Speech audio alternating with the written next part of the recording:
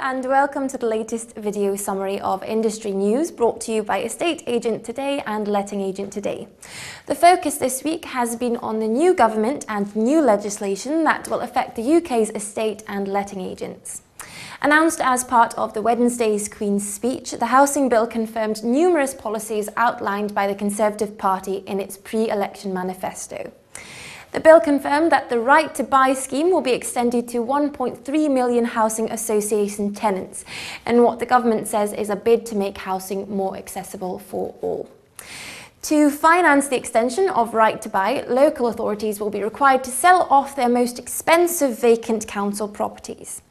Other policies confirmed in the Housing Bill included the Starter Home Scheme, which allows under 40s to buy a new home 20% below market value, the introduction of a brownfield land register, and the right to build being brought forward.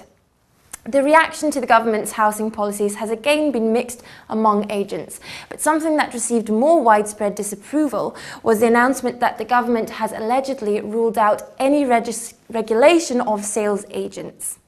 Speaking at a conference last week, the NAEA's Mark Hayward said he asked Housing Minister Brandon Lewis to regulate estate agents, but allegedly the minister said no, as the government believed it would lead to higher fees and would be deemed anti-competitive.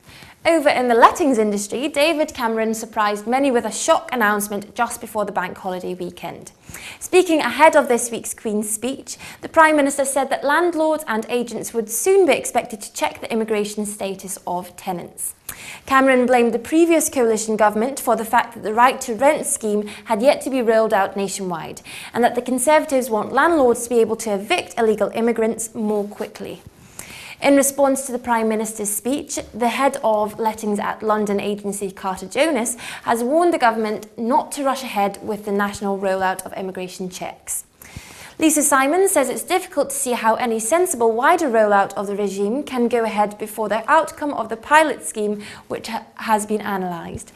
It has been going on in the West Midlands since December. Simon went on to warn agents and landlords to remain vigilant when the checks are introduced to ensure that nothing slips past them that could cause illegal problems in the future. It was also a landmark week for letting agents and their fees. Agents are now required by law to fully publicise the fees they charge to landlords and tenants.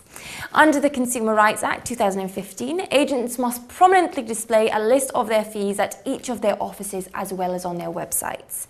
And a move that is welcomed by all in the property industry, agents are now also required to display which of the 3 government-approved redress schemes they have joined and whether they have client money protection.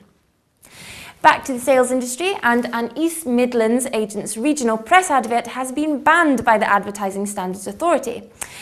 After being reported by Spicer Hart, Kirk Estates has had to withdraw a misleading advert which publicised the total number of properties listed on Rightmove and Zoopla. James Kirk, MD of Kirk Estates, told Estate Agent Today that his ad was relying on credible factual evidence that is made public by the property portals. He added that the purpose of the ad was to differentiate his independent agency from its competitors that have chosen to use On the Market instead of Rightmove or Zoopla. Meanwhile, after a long media campaign, conveyancing portal Veo launched this week. Conveyancers will be able to use the portal, which estate agents will also be able to access, for £20 per transaction with an administration charge of £50 per user per year. And finally this week, there was a world first for a Cambridgeshire estate agent. Thomas Morris carried out what it claims was the first virtual open house viewing in one of its for sale properties in St Neots near Bedford.